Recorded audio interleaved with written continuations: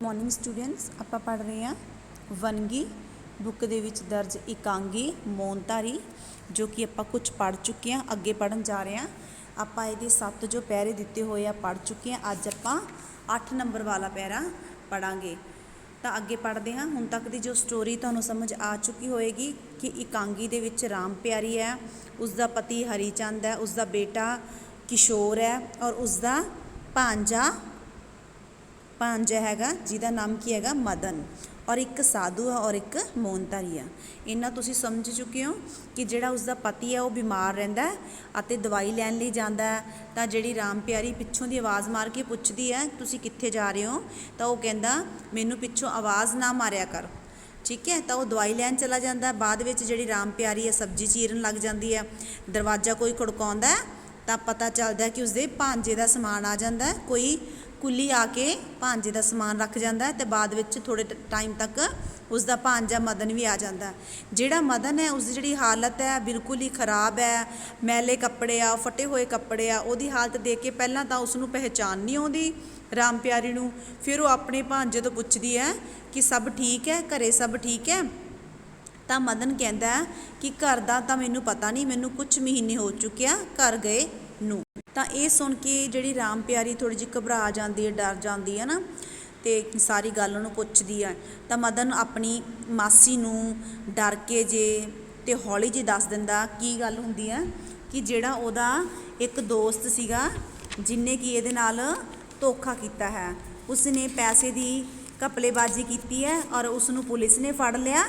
उसने इसका नाम पुलिस नूं दस दिता। हुण इहदे पिछे पुलिस पई हुई है। तो उसदी मासी नूं दसदा है कि उहदे पिछे पुलिस पई हुई है क्योंकि पैसे की घपलबाजी दे विच उसदे दोस्त ने उसका नाम लै दिता और पुलिस उसनूं फड़ रही है। तो इस तरीके नाल वो कुछ टाइम लई इत्थे रुकेगा। ये गल सुन के जिहड़ी राम प्यारी वो डर जाती, घबरा जाती है। तो फिर की हुंदा, थोड़ी देर तक जदों हरीचंद आउंदा है तो हरीचंद नूं हौली जी सारी गल दस दिंदी है। तो जिहड़ा हरीचंद वो भी कहता कि शाबाश, हुण अपनी पिछली स्टोरी मैं तुहानूं एक्सप्लेन की है, हुण इत्थों शुरू हो जाता अपना अगे वाला जो आपां पिछे पढ़िया सी वो मैं तुहानूं मेन दुबारा तो एक्सप्लेन करता। हुण इत्थों शुरू हो जाती है। फिर हरीचंद कहता है भी ते नाल हुण सानूं भी फसाउणा चाहुंदा है, शाबाश तेरा भी माँ दिए बच्चीए। फिर वो टौंट मार के कहता है भी शाबाश बहुत चंगा कीता तू, एवें क्यों कीता, इहदे नाल तां आपां भी फस जांगे। राम प्यारी कहती है भी 7 बगानियां नूं भी बंदा मदद करदा है, 7 बगानियां नूं भी लगा लैंदा, ये तां फिर भी अपना है। तो किते किशोर नूं ना दस दिओ। किशोर कौन है, उन्हां दा जिहड़ा बेटा, क्योंकि वो बहुत बड़बोला है। तो हरीचंद की कहता, उठदा है तो कहता नहीं किशोर नूं नहीं दसेगा। तो वह मदन लाल कोल चला जाता है भी वो हाल चाल पुछण लई। जिहड़ी राम प्यारी है वो कहती है वेखना कोई कौड़ी फिक्की गल ना करना। ठीक है, जदों वो मदन कोल जाता है तो राम प्यारी अपने हसबैंड नूं कहती है, अपने पति नूं कहती है कि तुसीं कौड़ी फिक्की गल ना कहना, मतलब वधिया तरीके नाल गल करना। हरीचंद सवेरे उसनूं चलता करो। फिर जिहड़ा हरीचंद कहता कोई गल नहीं, तुसीं सवेरे उन्होंने इत्थों भेज दिओ। राम प्यारी की कहती है भी हौली बोल किते वो सुन ना लवे। तो फिर राम प्यारी कहती परमात्मा सब दा भला करे। तो फिर इन्ने नूं बाहरों आवाज़ आई है माए मरी ना मन मरा। ठीक है, माया मरी ना मन मरा, मर मर गए शरीर। ये आवाज़ बाहरों आ रही है। जिहड़े साधु सीगे वो बोल रहे सी माया मरी ना मन मरा, मर मर गए शरीर, आशा तृष्णा ना मरे, कह गए संत कबीर। इस तरीके नाल ये श्लोक बोलते हुए वो अंदर आ जाते हैं। तो मतलब कि अंदर आने लई आवाज़ लगाते बाहरों। ये हुंदा कौन, एक मौनधारी ते एक साधु हुंदे आ। ते इन्हां दे कहण दा मतलब हुंदा कि माया दे विच जिहड़ा साडा मोह है ना वो खत्म नहीं हुंदा, बंदे दा शरीर खत्म हो जाता है। इस तरीके नाल साधु आ जाते हैं। तो जिहड़ी साधु है वो बोल रहा हुंदा है कर भला हो भला अंत भले दा भला। जिहड़ी बाहरों आवाज़ आ रही हुंदी है ना उहदे विच साधु बोलदा है कर भला हो भला अंत भले दा भला। साधु अजे वेड़े विच पौड़ियां कोल ही खड़े ने ते जिहड़ी राम प्यारी कहंदी महाराज अंदर आ जाओ मैं मंजी डाह दिन्नी आ। जिहड़ा मौनधारी इशारा करदा है कि नहीं नहीं, मौनधारी दा मतलब हुंदा जिहड़ा बोलदा नहीं, जिन्हें मौन धार रखिया हुंदा है कि वर्त रख रखिया हुंदा है कि मैं बोलना नहीं। वैसे तो बोल सकदा, गूंगा नहीं हुंदा, बोल सकदा, उसदी आवाज़ हुंदी है, लेकिन उसने मौन धार रखिया हुंदा। तां फिर जिहड़ा साधु है ना वो कहंदा हैगा भी माई भगतनी भी जिहड़े महाराज ने वो बैठणगे नहीं, उन्होंने मौन धार रखिया, वो जमीन ते ही बैठणगे। ਤਾਂ ਰਾਮ ਪਿਆਰੀ ਕਹਿੰਦੀ ਕਿ ਤੁਸੀਂ ਬੈਠ ਜਾਓ। ਤਾਂ ਸਾਧੂ ਕਹਿੰਦੇ ਨਾ ਨਾ ਮੈਂ ਨਹੀਂ ਬੈਠ ਸਕਦਾ, ਮੈਂ ਤਾਂ ਇਹਨਾਂ ਦੇ ਚਰਨਾਂ ਦੀ ਧੂੜ ਹਾਂ ਸਾਧੂ ਦੀ, ਤਾਂ ਮੈਂ ਇਹਨਾਂ ਦੇ ਚਰਨਾਂ 'ਚ ਹੀ ਬੈਠੂੰਗਾ, ਮੈਂ ਨਹੀਂ ਮੰਜੇ 'ਤੇ ਬੈਠ ਸਕਦਾ। ਤਾਂ ਫਿਰ ਰਾਮ ਪਿਆਰੀ ਕਹਿੰਦੀ ਅੱਛਾ ਮਹਾਰਾਜ ਜਿਵੇਂ ਤੁਹਾਡੀ ਮਰਜ਼ੀ, ਤੇ ਤੁਸੀਂ ਹੁਣ ਭੋਜਨ ਕਰ ਲਓ। ਵੀ ਫਿਰ ਸਾਧੂ ਕਹਿੰਦਾ ਕਿ ਜਿਹੜੇ ਸਾਧੂ ਹੁੰਦੇ ਆ ਨਾ, ਭਾਵ ਦੇ ਰਿਸਪੈਕਟ ਅਤੇ ਪਿਆਰ ਦੇ ਭੁੱਖੇ ਹੁੰਦੇ ਆ, ਭੋਜਨ ਦੇ ਭੁੱਖੇ ਨਹੀਂ ਹੁੰਦੇ। ਤਾਂ ਰਾਮ ਪਿਆਰੀ ਕਹਿੰਦੀ ਨਹੀਂ ਮਹਾਰਾਜ ਤੁਹਾਨੂੰ ਜ਼ਰੂਰ ਭੋਜਨ ਕਰਨਾ ਚਾਹੀਦਾ, ਕਿ ਮੈਂ ਤਾਂ ਬਹੁਤ ਜਲਦੀ ਭੋਜਨ ਤਿਆਰ ਕਰ ਲੂੰਗੀ, ਸਬਜ਼ੀ ਜਿਹੜੀ ਉਹ ਚੀਰੀ ਪਈ ਆ। ਤਾਂ ਫਿਰ ਸਾਧੂ ਕਹਿੰਦਾ ਹੈਗਾ ਵੀ ਜਿਹੜਾ ਮਹਾਤਮਾ ਹੈ ਨਾ ਉਹ ਤਾਂ ਭੋਜਨ ਕਰਕੇ ਆਇਆ, ਕਿਸੇ ਭਗਤਨੀ ਨੇ ਨਾ ਦੁੱਧ ਦਾ ਭੋਜਨ ਕਰਵਾਤਾ ਸੀ। ਤਾਂ ਰਾਮ ਪਿਆਰੀ ਕਹਿੰਦੀ ਨਹੀਂ ਮਹਾਰਾਜ ਫਿਰ ਵੀ ਮੈਂ ਤੁਹਾਡੀ ਸੇਵਾ ਕਰੂੰਗੀ, ਹੋਰ ਨਹੀਂ ਤਾਂ ਮੈਂ ਤੁਹਾਡੇ ਵਾਸਤੇ ਫਲ ਵਗੈਰਾ ਕੱਟ ਕੇ ਲਿਆ ਦਿੰਦੀ ਹਾਂ। ਤਾਂ ਸਾਧੂ ਕਹਿੰਦਾ ਅੱਛਾ ਮਾਤਾ ਜਿਵੇਂ ਤੇਰਾ ਪ੍ਰੇਮ, ਅਗਰ ਤੈਨੂੰ ਇੰਨਾ ਹੀ ਪ੍ਰੇਮ ਹੈ ਤਾਂ ਤੂੰ ਕੁਛ ਖਿਲਾਣਾ ਚਾਹੁੰਦੀ ਹੈ ਤਾਂ ਠੀਕ ਹੈ। ਤਾਂ ਫਿਰ ਸਾਧੂ ਫਿਰ ਕਹਿੰਦੇ ਆ ਸਾਧੂ ਕਹਿੰਦਾ ਹੈਗਾ ਮਾਤਾ प्रेम को प्रेम मिलता है, हम लौटे जा रहे थे आश्रम को, महात्मा ने अंतर्दृष्टि से देखा इस घर में क्लेश है। फिर राम प्यारी कहती क्लेश तो महाराज बहुत है। तो साधु महात्मा क्लेश निवारने को आ गए माता, तरवर सरवर संत जन, चौथे बरखा में परोपकार के कारणे चारों तारों दे। फिर वो ਜਿਹੜਾ ਹੈਗਾ ਸਾਧੂ ਜਦੋਂ ਰਾਮ ਪਿਆਰੀ ਕਹਿੰਦੀ ਹੈ ਕਲੇਸ਼ ਤਾਂ ਮਹਾਰਾਜ ਹੈਗਾ, ਤਾਂ ਸਾਧੂ ਇੱਕ ਇੱਦਾਂ ਵਾਕ ਦੇ ਅਕੋਰਡਿੰਗ ਇਹ ਪੰਕਤੀ ਦੇ ਦੁਆਰਾ ਬੋਲਦਾ ਹੈ ਕਿ ਜਿਹੜੇ ਮਹਾਤਮਾ ਨੇ ਨਾ ਉਹ ਕਲੇਸ਼ ਨੂੰ ਨਿਵਾਰਨ ਆਏ ਆ, ਮਤਲਬ ਕਲੇਸ਼ ਨੂੰ ਦੂਰ ਕਰਨ ਆਏ ਆ ਮਾਤਾ, ਤਾਂ ਇੱਦਾਂ ਇਹ ਪਰਉਪਕਾਰੀ ਹੁੰਦੇ ਆ। ਤਾਂ ਰਾਮ ਪਿਆਰੀ ਕਹਿੰਦੀ ਮਹਾਰਾਜ ਉਹਨਾਂ ਦਾ ਸਰੀਰ ਬਹੁਤ ਡਿੱਗ ਗਿਆ ਹੈ। ਤਾਂ ਫਿਰ ਰਾਮ ਪਿਆਰੀ ਆਪਦੇ ਪਤੀ ਬਾਰੇ ਕਹਿੰਦੀ ਹੈ ਕਿ ਮੇਰੇ ਪਤੀ ਦਾ ਸਰੀਰ ਡਿੱਗ ਗਿਆ, ਮਤਲਬ ਬਿਮਾਰ ਰਹਿੰਦੇ। ਤਾਂ ਸਾਧੂ ਕਹਿੰਦੇ ਸਭ ਠੀਕ ਹੋ ਜਾਏਗਾ, ਮਹਾਰਾਜ ਦੇ ਆਸ਼ੀਰਵਾਦ ਨਾਲ ਸਭ ਕੁਝ ਠੀਕ ਹੋ ਜੂਗਾ, ਅਤੇ ਉਹਨਾਂ ਦੇ ਕੋਲ ਔਸ਼ਧੀ ਹੈਗੀ ਹੈ ਜਿਹੜੀ ਤੁਹਾਨੂੰ ਦੇਣਗੇ, ਜਿਹਦੇ ਨਾਲ ਤੁਸੀਂ ਠੀਕ ਹੋ ਜਾਓਗੇ। ਕੌਣ ਦੇਊਗਾ ਔਸ਼ਧੀ? ਮੋਨਤਾਰੀ।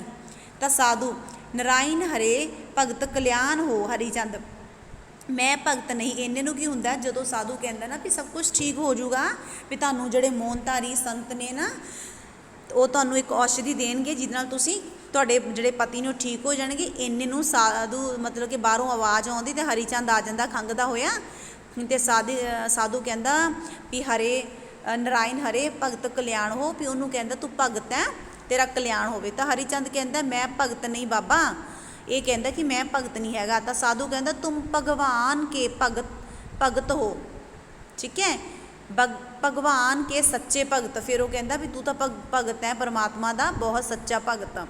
ਫਿਰ ਹਰੀਚੰਦ ਨਾ ਵਿਅੰਗਮਈ ਢੰਗ ਨਾਲ ਹੱਸਦਾ ਹੋਇਆ ਕਹਿੰਦਾ ਮੈਂ ਭਗਤ, ਹਾ ਹਾ ਹਾ ਹਾ, ਅਤੇ ਰਾਮ ਪਿਆਰੀ ਵੱਲ ਦੇਖਦਾ ਕਿਉਂ ਜੀ, ਹੈ ਮੇਰੀ ਸ਼ਕਲ ਭਗਤਾਂ ਵਾਲੀ ਹੈ ਨਾ।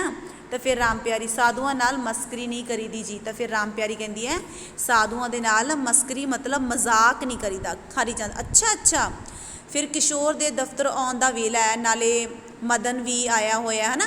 ਫਿਰ ਜਿਹੜਾ ਹਰੀਚੰਦ ਆਪਦੀ ਪਤਨੀ ਨੂੰ ਕਹਿੰਦਾ ਠੀਕ ਹੈ ਮਦਨ ਵੀ ਆਉਣ ਵਾਲਾ, ਸੌਰੀ ਮਦਨ ਨਹੀਂ ਕਿਸ਼ੋਰ ਵੀ ਦਫ਼ਤਰ 'ਚੋਂ ਆਉਣ ਵਾਲਾ ਹੈ, ਅਤੇ ਮਦਨ ਵੀ ਆਇਆ ਹੋਇਆ, ਤੂੰ ਚਾਹ ਵਗੈਰਾ ਬਣਾ ਲਾ। ਤਾਂ ਰਾਮ ਪਿਆਰੀ ਕਹਿੰਦੇ ਠੀਕ ਹੈ ਮੈਂ ਅੰਗੀਠੀ ਬਾਲ ਕੇ ਹੁਣੇ ਹੀ ਚਾਹ ਬਣਾ ਲੈਣੀ ਹੈ ਅਤੇ ਮਹਾਤਮਾ ਨੂੰ ਵੀ ਪਿਆ ਦੂੰਗੀ। ਤਾਂ ਫਿਰ ਉਹ ਅੰਦਰ ਚਲੀ ਜਾਂਦੀ। ਫਿਰ ਜਿਹੜਾ ਹਰੀਚੰਦ ਹੈ ਨਾ ਉਹ ਸੰਤਾਂ ਨਾਲ ਬੋਲਣਾ ਸ਼ੁਰੂ ਕਰ ਦਿੰਦਾ, ਜਿਵੇਂ ਹਾਂ ਨਾਲੇ ਯਾਦ ਰੱਖਣਾ ਅੱਗੇ ਤੋਂ ਮੈਨੂੰ ਭਗਤ ਜੀ ਆਖਿਆ ਕਰੋ, ਹਾ ਹਾ ਹਾ ਹਾ। ਫਿਰ ਐਵੇਂ ਵੀ ਕਹਿਣ ਲੱਗ ਜਾਂਦਾ ਰਾਮ ਪਿਆਰੀ ਨੂੰ ਵੀ ਮੈਨੂੰ ਭਗਤ ਆਖਿਆ ਕਰਨਾ। ਤਾਂ ਸਾਧੂ ਭਗਤ ਤੁਮਾਰਾ ਮਸਤਕ ਬਤਾ ਰਹਾ ਹੈ ਕਿ ਤੁਮ ਪ੍ਰੇਮੀ ਸੱਜਣ ਹੋ, ਮੁਖੜਾ ਵੇਖ ਜਰੀ ਦਰਪਨ ਮੇਂ, ਠੀਕ ਹੈ। ਫਿਰ ਉਹ ਕਹਿੰਦੇ ਆ ਸਾਧੂ ਕਹਿੰਦਾ ਕਿ ਜਿਹੜਾ ਤੇਰਾ ਮਸਤਕ ਹੈ ਨਾ, ਮਸਤਕ ਦਾ ਮਤਲਬ ਹੁੰਦਾ ਮੱਥਾ, ਉਹਦੇ ਤੋਂ ਦੇਖ ਕੇ ਲੱਗਦਾ ਕਿ ਤੂੰ ਤਾਂ ਪ੍ਰੇਮੀ ਸੱਜਣ ਹੈ, ਠੀਕ ਹੈ। ਪ੍ਰੇਮੀ ਮਤਲਬ ਪ੍ਰੇਮ ਕਰਨ ਵਾਲਾ ਸੱਜਣ ਹੈ। ਤੂੰ ਉਹਦਾ ਜਿਹੜਾ ਮੁਖੜਾ ਹੈ ਨਾ ਉਹ ਦਰਪਣ 'ਚ ਦੇਖ, ਸ਼ੀਸ਼ੇ 'ਚ ਜਾ ਕੇ ਦੇਖੇਗਾ ਨਾ ਤਾਂ ਤੇਰਾ ਫੇਸ ਇੱਦਾਂ ਦਾ। ਤਾਂ ਹਰੀਚੰਦ ਇੱਕ ਹਸਰਤ ਭਰੇ ਹੌਕੇ ਨਾਲ ਕਹਿੰਦਾ ਕਿਆ ਸ਼ਾਨ ਸੀ। ਫਿਰ ਉਹਦੀ ਜਵਾਨੀ ਦੀ ਗੱਲ ਯਾਦ ਕਰਦਾ ਕਿ ਕਿਆ ਸ਼ਾਨ ਸੀ ਮੇਰੀ, ਉਦੋਂ ਮੇਰਾ ਮੁਖੜਾ ਹੋਰ ਵੀ ਖੂਬਸੂਰਤ ਹੁੰਦਾ ਸੀ। ਸਾਧੂ ਮੁਸਕਰਾਉਂਦਾ ਹੈ ਅਤੇ ਕਹਿੰਦਾ ਪਰ ਛਵੀ ਤੋਂ ਭਗਤ ਅੱਬੀ ਹੈ। ਫਿਰ ਕਹਿੰਦਾ ਵੀ ਹੁਣ ਵੀ ਤੇਰਾ ਅੱਛੀ ਛਵੀ ਹੈ, ਹੁਣ ਵੀ ਤੇਰਾ ਸੋਹਣਾ ਹੀ ਹੈ। ਫਿਰ ਹਰੀਚੰਦ ਵਿੱਚੋਂ ਗੱਲ ਕੱਟ ਦਿੰਦਾ ਹੁਣ ਤਾਂ ਬਾਬਾ ਸ਼ੀਸ਼ਾ ਵੇਖਦਿਆਂ ਡਰ ਲੱਗਦਾ ਹੈ, ਗੱਲਾਂ ਢਿਲਕ ਗਈਆਂ, ਬੁੱਲ ਲਟਕ ਗਏ, ਵੀ ਹੁਣ ਕਹਿੰਦਾ ਵੀ ਮੇਰੀ ਜਿਹੜੀ ਸ਼ਕਲ ਹੈ ਪਹਿਲਾਂ ਵਰਗੀ ਨਹੀਂ ਰਹੀ, ਤਾਂ ਮੈਨੂੰ ਸ਼ੀਸ਼ਾ ਦੇਖਣ ਲੱਗਿਆ ਹੁਣ ਤਾਂ ਡਰ ਲੱਗਦਾ। ਸਾਧੂ ਪਰ ਨੇਤਰ ਕੀ ਜੋਤੀ ਕੋ ਦੇਖੋ, ਹੈ ਨਾ। ਫਿਰ ਉਹ ਕਹਿੰਦੇ ਵੀ ਨੇਤਰ ਕਿਹਨੂੰ ਕਹਿੰਦੇ, ਅੱਖਾਂ ਨੂੰ ਕਹਿੰਦੇ ਆ, ਠੀਕ ਹੈ, ਉਹਦੀ ਜੋਤੀ ਉਹਦੀ ਨਿਗਾਹ ਨੂੰ ਦੇਖੋ। ਹਰੀਚੰਦ ਜੋਤੀ ਕਿੱਥੇ ਬਾਬਾ, ਹੁਣ ਧੁੰਦ ਜਾਲਾ ਗੁਬਾਰ ਕੋ ਸਿਰ ਤੋਂ ਪੈਰਾਂ ਤੀਕ, ਇਸ ਚਰਖੇ ਦੀ ਚੁੱਲ ਚੁੱਲ ਢਿੱਲੀ ਹੋ ਗਈ ਹੈ, ਹਾ ਹਾ ਹਾ। ਫਿਰ ਉਹ ਆਪਦੇ ਆਪ ਨੂੰ ਚਰਖੇ ਵਾਂਗੂ ਕਹਿੰਦਾ ਵੀ ਐ ਚਰਖੇ ਵਾਂਗੂ ਮੇਰੀ ਚੁੱਲ ਢਿੱਲੀ ਹੋ ਚੁੱਕੀ ਹੈ, ਹੁਣ ਤਾਂ ਜੋਤੀ ਮਤਲਬ ਅੱਖਾਂ ਦੀ ਰੋਸ਼ਨੀ ਇੰਨੀ ਕਿੱਥੇ ਆ, ਧੁੰਦਲਾ ਜਾਲਾ ਹੀ ਦਿਖਦਾ ਹੈ। ਤਾਂ ਫਿਰ ਸਾਧੂ, ਇਹ ਤਾਂ ਹਮ ਦੇਖ ਰਹੇ ਹੈ ਸਵਾਸਥ ਠੀਕ ਨਹੀਂ ਹੈ, ਠੀਕ ਹੈ ਨਾ। ਫਿਰ ਉਹ ਕਹਿੰਦਾ ਵੀ ਮੈਂ ਦੇਖ ਰਿਹਾ ਕਿ ਜਿਹੜੀ ਤੁਹਾਡਾ ਸਵਾਸਥ ਹੈ, ਤੁਹਾਡੀ ਸਿਹਤ ਹੈ ਠੀਕ ਨਹੀਂ ਹੈਗੀ, ਅਤੇ ਤੁਸੀਂ ਬਲਾਇਤੀ ਔਸ਼ਧੀ ਖਾਂਦੇ ਹੋ, ਮਤਲਬ ਬਲਾਇਤੀ ਨੂੰ ਕੀ ਕਿਹਾ, ਅੰਗਰੇਜ਼ੀ ਦਵਾਈ ਖਾਂਦੇ ਹੋ। ਤਾਂ ਫਿਰ ਹਰੀ ਚੰਦ ਕਹਿੰਦਾ ਇੱਕ ਨਹੀਂ ਬਾਬਾ ਕਈ, ਮੈਂ ਕਈ ਗੋਲੀਆਂ ਵਿਖਾਉਂਦਾ, ਫਿਰ ਪੁੜੀਆਂ ਦਿਖਾਉਂਦਾ, ਮੈਂ ਤਾਂ ਕਈ ਖਾਨਾ। ਤਾਂ ਫਿਰ ਜਿਹੜਾ ਸਾਧੂ ਹੈ ਉਹ ਕਹਿੰਦਾ ਬਲਾਇਤੀ ਔਸ਼ਧੀ ਗਰਮ ਔਰ ਖੁਸ਼ਕ ਹੈ। ਫਿਰ ਉਹ ਕਹਿੰਦਾ ਸਾਧੂ ਵੀ ਜਿਹੜੀ ਤੂੰ ਅੰਗਰੇਜ਼ੀ ਦਵਾਈ ਖਾ ਰਿਹਾ ਨਾ, ਇਹ ਗਰਮ ਵੀ ਹੈ ਅਤੇ ਖੁਸ਼ਕ ਵੀ ਹੈ। ਫਿਰ ਹਰੀ ਚੰਦ ਕਹਿੰਦਾ ਪਰ ਡਾਕਟਰ ਨੂੰ ਤਾਂ ਲਾਭ ਹੀ ਲਾਭ ਹੁੰਦਾ ਨਾ, ਵੀ ਜੇਕਰ ਇਸ ਦਵਾਈ ਨਾਲ ਮੈਨੂੰ ਲਾਭ ਨਹੀਂ, ਪਰ ਡਾਕਟਰ ਨੂੰ ਤਾਂ ਲਾਭ ਹੈ ਨਾ, ਮਤਲਬ ਡਾਕਟਰ ਤਾਂ ਪੈਸੇ ਲੈਂਦਾ ਹੈ ਨਾ। ਤਾਂ ਫਿਰ ਸਾਧੂ ਕਹਿੰਦਾ ਮੋਨਧਾਰੀ ਵੱਲ ਇਸ਼ਾਰਾ ਕਰਕੇ ਕਹਿੰਦਾ ਵੀ ਜਿਹੜੇ ਮਹਾਤਮਾ ਨੇ ਨਾ, ਇਹ ਤੁਹਾਨੂੰ ਔਸ਼ਧੀ ਦੇਣਗੇ, ਮਤਲਬ ਐਸੀ ਦਵਾਈ ਦੇਣਗੇ ਤੁਸੀਂ ਠੀਕ ਹੋ ਜਾਓਗੇ, ਕਾਇਆ ਕਲਪ ਹੋ ਜਾਏਗੀ, ਮਤਲਬ ਤੁਸੀਂ ਠੀਕ ਹੋ ਜਾਓਗੇ। ਫਿਰ ਕੀ ਹੈ, ਉਹ ਮੋਨਧਾਰੀ ਇਸ਼ਾਰੇ ਨਾਲ ਤਸੱਲੀ ਦਿਵਾਉਂਦਾ ਹੈ। ਫਿਰ ਜਿਹੜਾ ਮੋਨਧਾਰੀ ਉਹ ਗੱਲ ਨੂੰ ਸੁਣ ਕੇ ਉਹ ਵੀ ਇਸ਼ਾਰਾ ਕਰਕੇ ਤਸੱਲੀ ਦਿਵਾਉਂਦਾ ਕਿ ਹਾਂ ਹਾਂ ਉਸ ਦਾ ਜਿਹੜਾ ਸਰੀਰ ਹੈ ਉਹ ਠੀਕ ਹੋ ਜਾਏਗਾ, ਚਿਹਰਾ ਚਮਕ ਉੱਠੇਗਾ। ਫਿਰ ਸਾਧੂ ਕਹਿੰਦਾ ਨਾਰਾਇਣਗੜ੍ਹ ਕੇ ਠਾਕੁਰ ਸਾਹਿਬ ਕੇ लिए ਬਣਾਈ ਥੀ। ਫਿਰ ਉਹ ਕਹਿੰਦਾ ਵੀ ਇੱਕ ਠਾਕੁਰ ਸਾਹਿਬ ਵਾਸਤੇ ਵੀ ਬਣਾਈ ਸੀ, ਜਿਹੜਾ ਨਾਰਾਇਣਗੜ੍ਹ ਦਾ ਸੀਗਾ, ਵੀ ਉਹ ਵੀ ਠੀਕ ਹੋ ਗਿਆ। ਫਿਰ ਹਰੀ ਚੰਦ ਬਾਬਾ ਮੈਂ ਤਾਂ ਦਵਾਈਆਂ ਖਾਣ ਤੋਂ ਸੱਤ ਗਿਆ ਹਾਂ, ਮਤਲਬ ਸੱਤ ਮਤਲਬ ਪਰੇਸ਼ਾਨ ਹੋ ਗਿਆ ਹਾਂ, ਦੁਖੀ ਹੋ ਗਿਆ ਹਾਂ, ਦਵਾਈਆਂ ਬਹੁਤ ਕੌੜੀਆਂ ਹੁੰਦੀਆਂ ਨੇ, ਹੈ ਨਾ, ਤਾਂ ਮੂੰਹ ਦਾ ਟੇਸਟ ਖਰਾਬ ਹੋ ਜਾਂਦਾ। ਸਾਧੂ ਕਹਿੰਦਾ ਤੂੰ ਚਿੰਤਾ ਨਾ ਕਰ, ਕੇਵਲ ਚਾਵਲ ਮਾਤਰ ਖਾਣੀ ਹੈ, ਥੋੜ੍ਹੀ ਜਿਹੀ ਖਾਣੀ ਹੈ, ਅਤੇ ਗਊ ਕੇ ਮਤਲਬ ਕਿ ਗਊ ਦੇ ਮੱਖਣ ਦੇ ਨਾਲ ਪ੍ਰਾਂਤ ਕਾਲ ਖਾਣੀ ਹੈ, और ये भस्म शरीर को कुंदन बना देगी। अगर तू ये दवाई खाएगा ना, ये जी तेरी दवाई है तेरे शरीर को कुंदन सोने वर्गा शुद्ध बना देगी। फिर हरीचंद कहता किते मैनू ही ना भस्म कर देवे, भस्म का मतलब खाक, किते मैनू स्वाह ना बना देवे।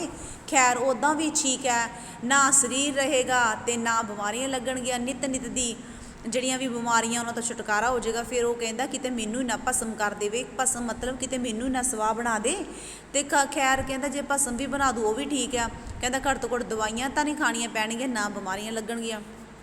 ਸਾਧੂ परंतु भगत सब औषधियों में उत्तम एक औषधि है। फिर वो कहता भी नहीं जी ये सब तो अच्छी दवाई है, भी तू ध्यान नाल इनू सुन।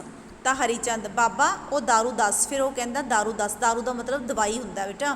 फिर साधु कहता वो है दान, दान करो, ठीक है।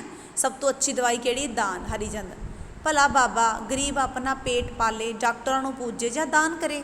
फिर वो कहता है हरीचंद भी तू ये दस बाबा कि जो गरीब बंदा है वो आपदा पेट पाले, जेडे डॉक्टर ने उन्होंने जाके दवाई देवे कि दान करे।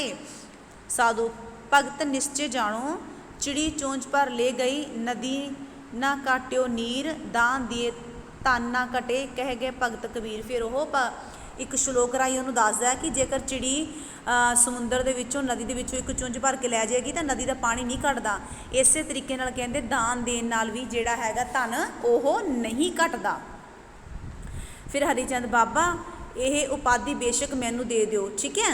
तो फिर की है धन बड़ी उपाधि है। फिर वो कहंदा हरीचंद कहंदा बेशक ये उपाधि मैनू दे दिओ।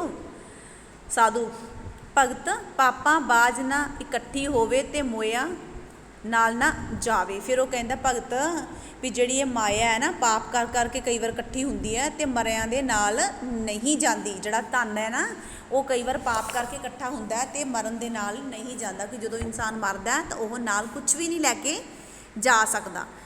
हरीचंद मैनू नाल जान दा लोभ नहीं बाबा, पर इत्थे तो ज़रा सौखा हो जावां। पैसा ही रंग रूप है, पैसा ही माल है, पैसे बगैर आदमी चरखे दी माल है। फिर वो कहता है भी ठीक है कि अपन नाल नहीं लैके जा सकते, पर इन्ना को तो होना चाहिए है ना कि बंदा इत्थे तरीके अच्छी जिंदगी जिउ सके। चाहे पैसा बंदे नाल नहीं लैके जा सकता, लेकिन फिर भी जरूरी है। साधु कहता ये तो ठीक है, परंतु धन तो होता है देने के लिए, ना कि दबा कर रखने के लिए। भगत महात्मा ने मौन व्रत खोलते समय यज्ञ कराना नियमित किया है। कांची जी से पंडित विद्वान पधारेंगे, साधु जन भोजन करेंगे, तुम्हारा कल्याण होगा। इस शुभ अवसर पर उदास हृदय से दान दो, ठीक है।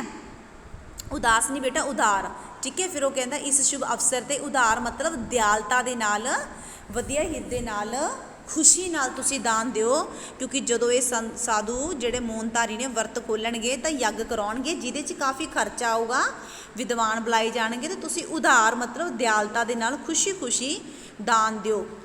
ਫਿਰ ਉਹਨੇ ਨੂੰ ਕੀ ਹੁੰਦਾ, ਕਿਸ਼ੋਰ ਆ ਜਾਂਦਾ। ਕਿਸ਼ੋਰ ਕੀ ਗਰਮ ਤੇ ਗੁੱਸੇ 'ਚ, ਉਹ ਕਹਿੰਦਾ ਪਿਤਾ ਜੀ, ਸਾਧੂ ਉਹਨੂੰ ਕਹਿੰਦਾ ਕਲਿਆਣ ਹੋ, ਤੇ ਜਿਹੜਾ ਮੌਨਧਾਰੀ ਉਹ ਵੀ ਉਹਨੂੰ ਇਸ਼ਾਰੇ ਦੇ ਨਾਲ ਆਸ਼ੀਰਵਾਦ ਦਿੰਦਾ। ਹਰੀ ਚੰਦ ਭਗਵਾਨ ਦਾ ਇਹ ਬਾਬਾ, ਠੀਕ ਹੈ। ਜਦੋਂ ਪੁੱਛਦਾ ਨਾ ਕਿ ਆਪ ਦਾ ਬੇਟਾ ਹੈ ਤਾਂ ਹਰੀ ਚੰਦ ਕਹਿੰਦਾ ਭਗਵਾਨ ਦਾ ਇਹ ਬਾਬਾ। ਸਾਧੂ ਬਹੁਤ ਭਾਗਵਾਨ ਹੈ, ਮਸਤਕ ਕੋ ਦੇਖੋ। ਫਿਰ ਸਾਧੂ ਕਹਿੰਦਾ ਬਹੁਤ ਭਾਗਵਾਨ ਹੈ, ਭਾਗਵਾਨ ਦਾ ਮਤਲਬ ਬਹੁਤ ਲੱਕੀ ਹੈ, ਇਹਦਾ ਮਸਤਕ ਦੇਖੋ, ਇਹਦਾ ਮੱਥਾ ਦੇਖੋ। ਕਿਸ਼ੋਰ ਕਚੀਚੀ ਵੱਟ ਕੇ, ਕਚੀਚੀ ਦਾ ਮਤਲਬ ਹੁੰਦਾ ਬੁੱਲਾਂ ਨੂੰ ਉਹਦੇ ਦੰਦਾਂ ਵਿੱਚ ਦੱਬ ਕੇ ਗੁੱਸੇ ਦੇ ਵਿੱਚ ਕਹਿੰਦਾ ਬਾਬੇ ਨੂੰ ਬਕ ਨਾ ਕਰ, ਠੀਕ ਹੈ। ਫਿਰ ਹਰੀ ਚੰਦ ਨੂੰ ਪਿਤਾ ਜੀ, ਫਿਰ ਉਹੀ ਗੱਲ ਮੈਂ ਤੁਹਾਨੂੰ ਕਿੰਨੀ ਵਾਰ ਸਮਝਾ ਚੁੱਕਾ ਕਿ ਇਹਨਾਂ ਜਿਹੜੇ ਪਖੰਡੀ ਬਾਬੇ ਆ ਇਹਨਾਂ ਨੂੰ ਮੂੰਹ ਨਾ ਲਾਇਆ ਕਰੋ। ਫਿਰ ਉਹ ਕਹਿੰਦਾ ਬਾਬਾ ਉੱਠੋ ਤੇ ਜਾਓ, ਤੇ ਜਿਹੜਾ ਹਰੀ ਚੰਦ ਉਹ ਉਹਨੂੰ ਆਪਦੇ ਬੇਟੇ ਨੂੰ ਕਹਿੰਦਾ ਕਿਸ਼ੋਰ, ਇਸ ਤਰੀਕੇ ਨਾਲ ਆਵਾਜ਼ ਨਾਲ ਰੋਕਦਾ ਹੈ ਵੀ ਕਿਸ਼ੋਰ ਵੀ ਇੱਦਾਂ ਨਹੀਂ ਬੋਲਣਾ ਚਾਹੀਦਾ। ਜਿਹੜਾ ਕਿਸ਼ੋਰ ਹੈ, ਫਿਰ ਕਿਸ਼ੋਰ ਕਹਿੰਦਾ ਕਿ ਜਿਹੜੇ ਇਹ ਵੇਲੇ ਨਿਕੰਮੇ ਮੁਫਤ ਦਾ ਖਾਣ ਵਾਲੇ ਹੈ ਨਾ, ਮਾਸ ਕਿਵੇਂ ਚੜਾਇਆ ਲੋਕਾਂ ਦਾ ਫ੍ਰੀ ਖਾ ਕੇ, ਇਹ ਪਖੰਡੀ ਹੁੰਦੇ ਆ, ਆਟਾ ਨਹੀਂ ਸੇਰ ਪੀ ਸਕਦੇ, ਇਹਨਾਂ ਨੂੰ ਕਿਉਂ ਬਿਠਾਇਆ। ਫਿਰ ਹਰੀ ਚੰਦ ਕਹਿੰਦਾ ਵੀ ਕਿਸ਼ੋਰ, ਹਰੀ ਚੰਦ ਦੇ ਕਹਿਣ ਦਾ ਮਤਲਬ ਹੁੰਦਾ ਵੀ ਤੂੰ ਚੁੱਪ ਕਰ, ਐਵੇਂ ਨਹੀਂ ਬੋਲੀਦਾ। ਤਾਂ ਕਿਸ਼ੋਰ, ਪਿਤਾ ਜੀ ਤੁਸੀਂ ਸਮਝਦੇ ਨਹੀਂ, ਇਸ ਭੇਖੀ ਜਿਹੜੇ ਪਖੰਡੀ ਨੇ ਹੈ ਨਾ, ਇਹ ਮੰਗਦੇ ਰਹਿੰਦੇ, ਜਿਹੜੇ ਮੰਗਤੇ ਨੇ। ਤਾਂ ਸਾਧੂ ਬੜੇ ਲਹਿਜੇ ਨਾਲ ਕਹਿੰਦਾ, ਬੜੇ ਪਿਆਰ ਨਾਲ, ਰਿਸਪੈਕਟ ਨਾਲ, ਬੇਟਾ ਕਿਆ ਕਹਿ ਰਹੇ ਹੋ, ਬੋਲੀ ਤਾਂ ਅਨਮੋਲ ਹੈ, ਜੇ ਕੋਈ ਜਾਣੇ ਬੋਲ। ਵੀ ਉਹ ਕਹਿੰਦਾ ਵੀ ਜਿਹੜੀ ਬੋਲੀ ਹੁੰਦੀ ਨਾ ਅਨਮੋਲ ਹੁੰਦੀ, ਇਹਦੀ ਕੋਈ ਕੀਮਤ ਨਹੀਂ, ਵੀ ਸਾਨੂੰ ਵਧੀਆ ਤਰੀਕੇ ਨਾਲ ਬੋਲਣਾ ਚਾਹੀਦਾ। ਜਿਹਨੂੰ ਇਸ ਚੀਜ਼ ਦੀ ਨੌਲੇਜ ਹੈ ਨਾ ਉਹ ਵਧੀਆ ਤਰੀਕੇ ਨਾਲ ਹੀ ਬੋਲਦਾ ਹੈ। ਤੇ ਫਿਰ ਉਸ ਤੋਂ ਬਾਅਦ ਹਰੀ ਚੰਦ ਕਹਿੰਦਾ, ਥੋੜ੍ਹਾ ਜਿਹਾ ਝੂਮਦਾ ਜਾਂਦਾ ਤੇ ਉਹ ਕਹਿੰਦਾ ਵਾਹ ਮਹਾਰਾਜ ਧੰਨ ਹੋ। ਸੁਣਿਆ ਹੀ ਕਿਸ਼ੋਰ, ਫਿਰ ਉਹਦੀ ਗੱਲ ਨੂੰ ਸੁਣ ਕੇ ਮਹਾਰਾਜ ਉਹ ਹਰੀ ਚੰਦ ਥੋੜ੍ਹਾ ਜਿਹਾ ਨਾ ਝੂਮ ਜਾਂਦਾ। ਜਦੋਂ ਆਪਾਂ ਨੂੰ ਕਿਸੇ ਦੀ ਗੱਲ ਪਸੰਦ ਆਵੇ, ਆਪਣੀ ਥੋੜ੍ਹਾ ਬੋਡੀ ਲੈਂਗੁਏਜ ਚੇਂਜ ਹੋ ਜਾਂਦੀ ਨਾ, ਵਾਹ ਕਰਕੇ ਝੂਮ ਜਾਂਦਾ ਤੇ ਕਹਿੰਦਾ ਕਿਸ਼ੋਰ ਨੂੰ, ਦੇਖ ਸੁਣਿਆ ਮਹਾਰਾਜ ਕਿੰਨੀ ਅੱਛੀ ਗੱਲ ਕਰਦੇ ਆ। ਤਾਂ ਜਦੋਂ ਫਿਰ ਕਿਸ਼ੋਰ, ਪਿਤਾ ਜੀ ਤੁਸੀਂ ਤਾਂ ਬਿਲਕੁਲ, ਫਿਰ ਉਹ ਕਹਿੰਦਾ ਸਾਧੂਆਂ ਨੂੰ ਚਲੋ ਨਿਕਲੋ ਇੱਥੋਂ। ਨਾਲੇ ਤਾਂ ਉਹਦੇ ਪਿਤਾ ਨੂੰ ਕਹਿੰਦਾ ਤੁਸੀਂ ਤਾਂ ਬਿਲਕੁਲ ਹੀ ਐਂ ਕਹਿ ਕੇ ਗੱਲ ਅੱਧੀ ਬੋਲਦਾ, ਤੇ ਸਾਧੂਆਂ ਨੂੰ ਕਹਿੰਦਾ ਤੁਸੀਂ ਇੱਥੋਂ ਨਿਕਲੋ। ਸਾਧੂ ਅੱਛਾ ਬੇਟਾ, ਫਿਰ ਉੱਠਣ ਲੱਗਦਾ ਤੇ ਮੌਨਧਾਰੀ ਨੂੰ ਵੀ ਇਸ਼ਾਰਾ ਕਰਦਾ। ਹਰੀ ਚੰਦ ਜ਼ੋਰ ਤੇ ਨਾਲੇ ਜ਼ੋਰ ਨਾਲ ਖੰਘਦਾ ਤੇ ਨਾਲੇ ਹੱਥਾਂ ਇਸ਼ਾਰਿਆਂ ਨਾਲ ਸਾਧੂਆਂ ਨੂੰ ਰੋਕਦਾ ਹੈ ਕਿ ਬਾਬਾ ਜੀ ਰੁਕ ਜਾਓ, ਤੁਸੀਂ ਭੋਜਨ ਕਰਕੇ ਜਾਇਓ। ਸਾਧੂ ਬੇਟਾ ਕ੍ਰੋਧਵਾਨ ਹੈ, ਹਮ ਜਾਤੇ ਹੈ। ਫਿਰ ਉਹ ਕਹਿੰਦਾ ਕਿ ਜਿਹੜਾ ਤੁਹਾਡਾ ਬੇਟਾ ਗੁੱਸੇ 'ਚ ਹੈ ਤਾਂ ਅਸੀਂ ਤਾਂ ਜਾਣਦੇ ਹਾਂ। ਆਏ ਕੋ ਆਦਰ ਨਹੀਂ, ਨੈਣਨ ਨਹੀਂ ਸਨੇਹ, ਤੁਲਸੀ ਵਾਹ ਨਾ ਜਾਈਏ ਕੰਚਨ ਬਰਸਤ ਮੇ, ਠੀਕ ਹੈ।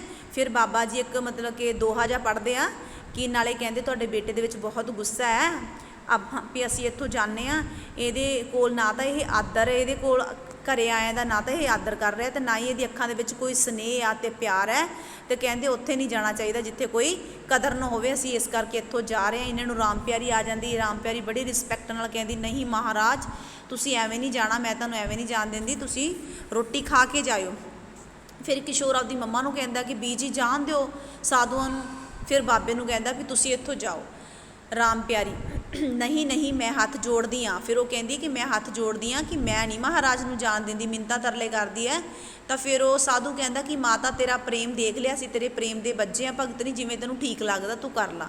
ਫਿਰ ਹਰੀ ਚੰਦ ਕਹਿੰਦਾ ਉਹ ਬਾਬਾ ਨਾਲੇ ਮੇਰੀ ਜਿਹੜੀ ਔਸ਼ਧੀ ਦੇਣੀ ਹੈ, ਤੂੰ ਔਸ਼ਧੀ ਦੇਣੀ ਮਤਲਬ ਦਵਾਈ ਦੇਣੀ ਹੈ, ਉਹ ਵੀ ਦੇ ਕਿੱਥੇ ਆ। ਤਾਂ ਸਾਧੂ ਕਹਿੰਦਾ ਘਬਰਾ ਨਹੀਂ ਭਗਤਾ, ਇਹ ਨਾ ਜਿਹੜੀ ਤੇਰੀ ਦਵਾਈ ਹੈ ਨਾ ਮਹਾਤਮਾ ਦੀ ਝੋਲੀ ਦੇ ਵਿੱਚ ਤੈਨੂੰ ਦੇ ਕੇ ਜਾਊਗਾ। ਕਿਸ਼ੋਰ ਗੁੱਸੇ ਨਾਲ ਕੰਬਦਾ ਹੋਇਆ ਕਹਿੰਦਾ ਪਿਤਾ ਜੀ ਇਹ ਤੁਸੀਂ ਕੀ ਕਰੀ ਜਾ ਰਹੇ ਹੋ, ਹੈ ਨਾ, ਵੀ ਇਹ ਸਾਰੇ ਪਖੰਡੀ ਸਾਧੂ ਹੁੰਦੇ ਆ, ਵੀ ਤੁਸੀਂ ਇਹ ਕੀ ਕਰੀ ਜਾ ਰਹੇ ਹੋ। ਤਾਂ ਹਰੀ ਚੰਦ ਬਾਬਾ ਮਹਾਤਮਾ ਜੀ ਕੀ ਕਹਿੰਦੇ ਹਨ, ਠੀਕ ਹੈ। ਹਰੀ ਚੰਦ ਕਹਿੰਦਾ ਬਾਬਾ ਜੀ ਇਹ ਮਹਾਤਮਾ ਕੀ ਕਹਿੰਦੇ ਨੇ। ਜਦੋਂ ਕਿਸ਼ੋਰ ਬੜੇ ਗੁੱਸੇ ਨਾਲ ਬੋਲਦਾ ਨਾ ਤਾਂ ਉਸ ਟਾਈਮ ਜਿਹੜਾ ਮੌਨਧਾਰੀ ਹੈ ਨਾ ਇਸ਼ਾਰੇ ਨਾਲ ਕੋਈ ਗੱਲ ਕਰਦੇ ਆ, ਤਾਂ ਜਿਹੜਾ ਹੈਗਾ ਗਾ ਹਰੀ ਚੰਦ ਉਹ ਸਾਧੂ ਨੂੰ ਪੁੱਛਦਾ ਵੀ ਬਾਬਾ ਕੀ ਕਹਿਣਾ ਚਾਹੁੰਦਾ। ਤਾਂ ਸਾਧੂ ਕਹਿੰਦਾ ਵੀ ਇਹ ਕਹਿਣਾ ਚਾਹੁੰਦਾ ਹੈ ਕਿ ਇਸ ਘਰ ਦੇ ਵਿੱਚ ਬਹੁਤ ਦੁੱਖ ਹੈ। ਹਰੀ ਚੰਦ ਕਹਿੰਦਾ ਹਾਂ ਉਹ ਤਾਂ ਮੈਨੂੰ ਪਤਾ ਹੀ ਹੈ, ਮੇਰੇ ਤੋਂ ਜ਼ਿਆਦਾ ਦੁਖੀ ਕੌਣ ਹੈ, ਨਾਲੇ ਉਹ ਖੰਘਣ ਲੱਗ ਜਾਂਦਾ। ਤਾਂ ਮੌਨਧਾਰੀ ਇਸ਼ਾਰੇ ਨਾਲ ਉਹ ਇਹ ਨਹੀਂ ਕੋਈ ਹੋਰ ਜੀਵ ਹੈ। ਫਿਰ ਉਹ ਕਹਿੰਦਾ ਇਹ ਜੀਵ ਦੁਖੀ ਨਹੀਂ, ਉਹ ਤਾਂ ਕੋਈ ਹੋਰ ਹੈ। ਫਿਰ ਮੌਨਧਾਰੀ ਫਿਰ ਸਾਧੂ ਕਿਉਂ ਬੇਟਾ ਤੁਮੇ ਕਿਆ ਕਲੇਸ਼ ਹੈ, ਤਾਂ ਫਿਰ ਕਿਸ਼ੋਰ ਕਹਿੰਦਾ ਮੈਨੂੰ ਕੋਈ ਕਲੇਸ਼ ਕਲੂਸ਼ ਨਹੀਂ, ਇੱਥੋਂ ਝਟਪਟ ਚੱਲਦੇ ਬਣੋ। ਫਿਰ ਜਦੋਂ ਉਹ ਕਹਿੰਦਾ ਨਾ ਇੱਥੇ ਕੋਈ ਦੁਖੀ ਹੈ ਕਲੇਸ਼ੀ ਹੈ, ਤਾਂ ਹਰੀ ਚੰਦ ਕਹਿੰਦਾ ਵੀ ਮੈਂ ਹੀ ਹਾਂ ਦੁਖੀ, ਪਰ ਉਹ ਮੋਹਨਧਾਰੀ ਕਹਿੰਦਾ ਤੂੰ ਦੁਖੀ ਨਹੀਂ ਹੈ, ਕੋਈ ਹੋਰ ਵੀ ਆ। ਤਾਂ ਫਿਰ ਕਿਸ਼ੋਰ ਵੱਲ ਕਹਿੰਦਾ ਵੀ ਤੈਨੂੰ ਕੋਈ ਦੁੱਖ? ਕਿਸ਼ੋਰ ਕਹਿੰਦਾ ਮੈਨੂੰ ਕੋਈ ਦੁੱਖ ਨਹੀਂ, ਤੁਸੀਂ ਇੱਥੋਂ ਚੱਲਦੇ ਬਣੋ। ਤਾਂ ਫਿਰ ਕਿਸ਼ੋਰ ਫਿਰ ਇੰਨੇ ਨੂੰ ਜਿਹੜਾ ਮਦਨ ਹੈ ਉਹ ਵੀ ਬਾਹਰ ਆ ਜਾਂਦਾ। ਤਾਂ ਕਿਸ਼ੋਰ ਕਹਿੰਦਾ ਉਹ ਮਦਨ ਤੂੰ ਇੱਥੇ, ਕਿਉਂਕਿ ਕਿਸ਼ੋਰ ਨੂੰ ਪਤਾ ਹੀ ਨਹੀਂ ਕਿ ਮਦਨ ਵੀ ਆਇਆ ਹੋਇਆ। ਮਦਨ ਮੈਂ ਅੱਜ ਕੱਲ੍ਹ ਦੌਰੇ 'ਤੇ ਆ, ਸੋਚਿਆ ਕਿ ਵੀ ਇੱਥੋਂ ਲੰਘਦਾ ਅਤੇ ਇੱਥੇ ਰਾਤ ਕੱਟ ਜਾ। ਅਤੇ ਸਾਧੂਆਂ ਦੇ ਵਿੱਚ ਕੁਝ ਇਸ਼ਾਰਾ ਹੁੰਦਾ ਆਪਸ ਦੇ ਵਿੱਚ, ਸਾਧੂ ਬੇਟਾ ਕਲਿਆਣੋ। ਫਿਰ ਜਿਹੜਾ ਸਾਧੂ ਹੈ ਉਹਨੂੰ ਕਹਿੰਦਾ ਗਾ ਵੀ ਤੇਰਾ ਕਲਿਆਣ ਹੋਵੇ, ਕਿਉਂਕਿ ਜਿਹੜੇ ਉਹ ਸਾਧੂ ਨੇ ਤੁਹਾਨੂੰ ਲਾਸਟ 'ਤੇ ਪਤਾ ਚੱਲੂਗਾ ਕਿ ਅਸਲ ਦੇ ਵਿੱਚ ਉਹ ਸਾਧੂ ਹੈ ਕੌਣ, ਉਹ ਬੈਠੇ ਕਿਉਂ ਨੇ। ਅਸਲ ਦੇ ਵਿੱਚ ਉਹ ਸਾਧੂ ਮਦਨ ਦੇ ਕਰਕੇ ਹੀ ਬੈਠੇ ਆ। ਤਾਂ ਫਿਰ ਆਪਸ ਦੇ ਵਿੱਚ ਇਸ਼ਾਰਾ ਕਰਦੇ ਆ ਜਦੋਂ ਉਹ ਮਦਨ ਨੂੰ ਦੇਖਦੇ ਆ। ਸਾਧੂ ਫਿਰ ਕਹਿੰਦੇ ਆ ਵੀ ਆਪੀ ਬੇਟਾ ਕਲਿਆਣ ਹੋ ਤੁਮ ਦੁਖੀ ਹੋ। ਮੋਹਨਧਾਰੀ ਨੇ ਇਸ਼ਾਰਾ ਕੀਤਾ ਮਦਨ, ਬਾਬਾ ਦੌਰੇ ਵਿੱਚ ਸੁਖੀ ਕੌਣ ਹੈ? ਵੀ ਮੈਂ ਤਾਂ ਦੌਰੇ 'ਤੇ ਰਹਿਣਾ। ਦੌਰੇ ਦਾ ਮਤਲਬ ਹੁੰਦਾ ਇੱਧਰ ਉੱਧਰ ਮੈਨੂੰ ਭੱਜਣਾ ਪੈਂਦਾ, ਨੱਠਣਾ ਪੈਂਦਾ, ਮੈਂ ਕਿੱਥੇ ਸੁਖੀ ਹਾਂ। ਤਾਂ ਜਿਹੜਾ ਸਾਧੂ ਉਹ ਕਹਿੰਦਾ ਸੱਤ ਹੈ ਕਲਯੁਗ ਮੇਂ ਸਭ ਜੀਵ ਦੁਖੀ ਹੈ, ਨਾਨਕ ਦੁਖੀ ਹੈ ਸਭ ਸੰਸਾਰ। ਫਿਰ ਉਹ ਕਹਿੰਦਾ ਕਿ ਇਹ ਕਲਯੁਗ ਦਾ ਜ਼ਮਾਨਾ ਹੈ, ਸਾਰੇ ਦੁਖੀ ਹੈ, ਸਾਰਾ ਸੰਸਾਰ ਦੁਖੀ ਹੈ। ਕਿਸ਼ੋਰ ਕੀ ਕਹਿੰਦਾ ਕਿ ਇਹਨਾਂ ਨੇ ਪਖੰਡੀ ਨੇ, ਤਾਂ ਹੈ ਨਾ ਪਖੰਡੀ ਕੌਣ? ਪਖੰਡੀ ਨੇ ਸਾਧੂ, ਇਹਨਾਂ ਨੇ ਪਖੰਡ ਰਚਾਇਆ ਹੋਇਆ। ਦੋ ਚਾਰ ਦੋਹੇ ਲਰਨ ਕਰ ਲੈਂਦੇ, ਯਾਦ ਕਰ ਲੈਂਦੇ ਅਤੇ ਲੋਕਾਂ ਨੂੰ ਲੁੱਟਦੇ ਆ। ਫਿਰ ਪਿਤਾ ਜੀ ਵੱਲ ਦੇਖਦਾ, ਇਹ ਗੱਲ ਪਿਤਾ ਜੀ ਨੂੰ ਕਹਿੰਦਾ। ਫਿਰ ਸਾਧੂ ਠੀਕ ਕਹਾ ਬੇਟਾ, ਸਾਧੂ ਨਾਮ ਕੋ ਕਲੰਕਿਤ ਕਰਨੇ ਵਾਲੇ ਵੀ ਹੈ। ਉਹ ਕਹਿੰਦਾ ਫਿਰ ਸਾਧੂ ਕਿ ਹਾਂ ਤੇਰੀ ਗੱਲ ਸਹੀ ਹੈ ਵੀ ਕੁਝ ਲੋਕ, ਕੁਝ ਸਾਧੂ ਇੱਦਾਂ ਦੇ ਹੁੰਦੇ ਆ ਜੋ ਸਾਧੂਆਂ ਨੂੰ ਕਲੰਕਿਤ ਕਰਦੇ ਆ, ਬਦਨਾਮ ਕਰਦੇ ਆ, ਕੁਝ ਦੋਹੇ ਯਾਦ ਕਰਕੇ ਲੋਕਾਂ ਨੂੰ ਲੁੱਟਦੇ ਆ, ਇਹ ਗੱਲ ਸਹੀ ਹੈ। ਫਿਰ ਜਿਹੜੀ ਰਾਮ ਪਿਆਰੀ ਹੈ ਉਹ ਕਹਿੰਦੀ ਆ, ਤਾਂ ਫਿਰ ਜਿਹੜਾ ਕਿਸ਼ੋਰ ਹੈ ਉਹ ਕਹਿੰਦਾ ਵੀ ਇਹ ਸਾਧੂ ਘਰਾਂ ਵਿੱਚ ਚਲੇ ਜਾਂਦੇ ਆ, ਜਨਾਨੀਆਂ ਤੋਂ ਉਹਨਾਂ ਦੇ ਜੇਵਰ ਕੀਮਤੀ ਸਮਾਨ ਸਾਰਾ ਲੁੱਟ ਲੈਂਦੇ ਆ, ਇਹ ਵਿਸ਼ਵਾਸਘਾਤੀ ਨੇ, ਇਹ ਵਿਭਚਾਰੀ ਨੇ। ਵਿਭਚਾਰੀ ਦਾ ਮਤਲਬ ਹੁੰਦਾ ਜਿਹੜੇ ਕੁਕਰਮ ਕਰਦੇ ਆ, ਗਲਤ ਕੰਮ ਕਰਦੇ ਆ। ਤਾਂ ਰਾਮ ਪਿਆਰੀ ਇਹ ਚੀਜ਼ ਨੂੰ ਸੁਣ ਕੇ, ਇਹ ਵਾਲਾ ਸ਼ਬਦ ਸੁਣ ਕੇ ਚੌਂਕ ਜਾਂਦੀ ਹੈ, ਤਾਂ ਗੁੱਸੇ 'ਚ ਬੋਲਦੀ ਹੈ ਕਿ ਕਾਕਾ ਤੂੰ ਇਹ ਕੀ ਬੋਲੀ ਜਾਣਾ, ਬੋਲ ਕਬੋਲ। ਆਪਦੇ ਬੇਟੇ ਨੂੰ ਕਹਿੰਦੀ ਕਿ ਬੋਲ ਕਬੋਲ ਨਹੀਂ ਬੋਲਦੇ ਹੁੰਦੇ ਸੰਤਾਂ ਨੂੰ। ਹਰੀ ਚੰਦ ਜ਼ਬਾਨ ਨੂੰ ਲਗਾਮ ਦੇ ਕਿਸ਼ੋਰ, ਫਿਰ ਉਹਦਾ ਫਾਦਰ ਵੀ ਬੋਲਦਾ ਕਿ ਉਹਦੀ ਜ਼ਬਾਨ ਨੂੰ ਲਗਾਮ ਦੇ, ਐਵੇਂ ਨਹੀਂ ਬੋਲਦੇ। ਫਿਰ ਕਿਸ਼ੋਰ ਕਹਿੰਦਾ ਪਿਤਾ ਜੀ ਕੀ ਕਹਿੰਦੇ ਹੋ, ਕੀ ਕਰਦੇ ਹੋ, ਹੈ ਨਾ, ਮੈਂ ਅਖਬਾਰ ਲਿਆਉਣਾ ਅਤੇ ਇਹਦੇ ਵਿੱਚ ਜਿੰਨਾ ਇਹਨਾਂ ਦੇ ਜਿਹੜੇ ਦੋ ਨਾ ਹਵਾਲਾਤੀ ਮੁਲਜ਼ਮ ਫਰਾਰ ਹੋਏ ਆ ਉਹਨਾਂ ਦੀ ਸ਼ਕਲਾਂ ਵੀ ਮਿਲਦੀਆਂ ਜੁਲਦੀਆਂ ਨੇ, ਮੈਂ ਅਖਬਾਰ ਲੈ ਕੇ ਆਉਣਾ। ਤਾਂ ਹਰੀ ਚੰਦ ਕਹਿੰਦਾ ਕਿਸ਼ੋਰ ਇਹ ਕੀ ਬੇਹੋਦੀ ਕਰ ਰਿਹਾ ਵੀ ਤੂੰ ਇੱਦਾਂ ਕਿਉਂ ਮਿਸਬਿਹੇਵ ਕਰ ਰਿਹਾ ਸਾਧੂਆਂ ਦੇ ਨਾਲ। ਤਾਂ ਰਾਮ ਪਿਆਰੀ ਵੀ ਕਹਿੰਦੀ ਆਪਦੇ ਬੇਟੇ ਨੂੰ ਵੀ ਐਵੇਂ ਨਹੀਂ ਬੋਲਣਾ ਚਾਹੀਦਾ। ਤਾਂ ਫਿਰ ਸਾਧੂ ਕਹਿੰਦਾ ਹਾਂ ਹਾਂ ਇੱਧਰ ਆਓ, हाथ दिखाओ, देखो तुम्हारे हस्तरेखा, तुम्हारी आयु क्या होगी, है ना। फिर वो कहता भी तू आपका हथ दिखा, मैं तेरा हथ देखदा।